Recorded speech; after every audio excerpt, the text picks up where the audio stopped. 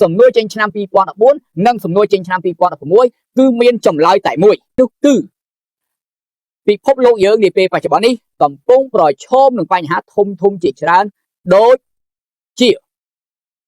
ទី1បញ្ហាបរិស្ថាន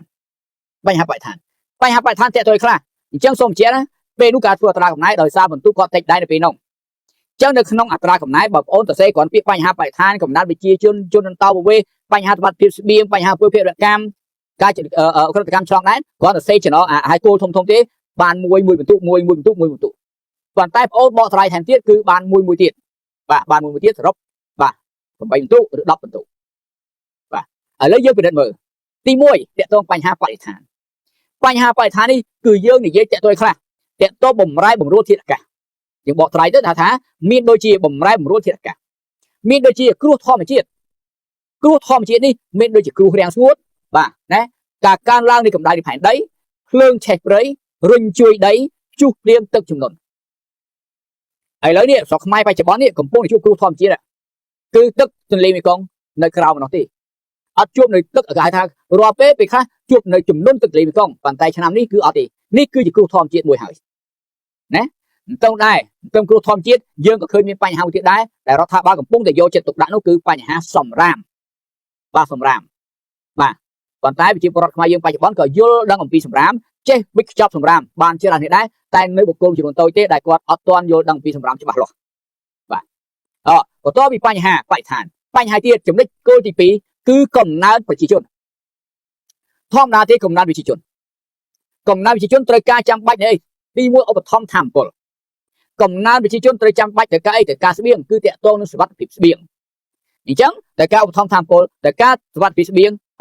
ហើយបើសិនឧបត្ថម្ភបានទេខ្វះខាតទេនោះភាពក្រីក្រនឹងកើតមានឡើងហើយនឹងកើតឡើងនៅជនអន្តោប្រវេសន៍ឃើញទេនេះតកតងនឹងកំណើនប្រជាជនបាទចាំម្ដងទៀតណាកំណើនប្រជាជនជាប់តកតងជាមួយឧបត្ថម្ភធម្មពលជាប់តកតងជាមួយសុវត្ថិភាពស្បៀងជាប់តកតងបញ្ហាភាពក្រីក្រនិងបញ្ហាអន្តោប្រវេសន៍ចំណុចគោលទី3គឺបញ្ហាជនអន្តោប្រវេសន៍កាលណាបញ្ហាជនអន្តោប្រវេសន៍វាជាប់តកតងបញ្ហាខ្លះតកតងនឹងបញ្ហាការជួញដូរមនុស្សតកតងបញ្ហាការជួញដូរផ្លូវភេទការជួញដូរគ្រឿងញៀននិងបញ្ហាមួយទៀតគឺពលកម្មកុមារឬពលកម្មលើកុមារតែម្ដងបាទពលកម្មលើកុមារនេះបញ្ហាគោលទី3បញ្ហាគោលទី4គឺបញ្ហាសន្តិសុខស្បៀងអញ្ចឹងបញ្ហាសន្តិសុខស្បៀងតកតងអីគឺយើងអាចសរសេរបន្ថែមថាតកតងកង្វះស្បៀងអញ្ចឹងកង្វះស្បៀងចោទជាបញ្ហានាំនូវភាពក្រីក្រកង្វះស្បៀងចោទជាបញ្ហានៅគ្រោះទូរភឹកគ្រោះអត់ឃ្លានបន្តទៀតបញ្ហាទី5ជាបញ្ហាគោលគឺបញ្ហាភេរវកម្មអន្តរជាតិយើងឃើញមានដូចជាអីការធ្វើឃាតទៅលើមេដឹកនាំតើទៅទៀតការបំទុះគ្រាប់បែកឧទាហរណ៍នៅថ្ងៃទី11ខែកញ្ញាឆ្នាំ2001ក្រុមអាល់កៃដាដែលដឹកនាំដោយបារ៉ាក់អូសាម៉ាប៊ីនឡាដេនណាដោយអូសាម៉ាសំទុដឹកនាំដោយអូសាម៉ាប៊ីនឡាដេនបានបំទុះអាគារពាណិជ្ជកម្មនៅទីក្រុងញូវយ៉កនឹងតកតងភេរវកម្មនិងបញ្ហាចុងក្រោយមួយទៀតគឺបញ្ហាឧក្រិដ្ឋកម្មឆ្លងដែនអញ្ចឹងបញ្ហាក្រិដ្ឋកម្មឆ្លងដែនតើបងប្អូនសរសេរអីខ្លះ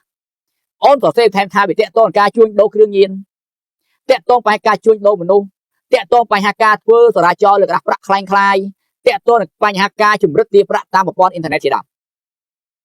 នេះគឺតកតងជាមួយសំណួរបញ្ហាធំដែលពិភពលោកកំពុងតែប្រឈម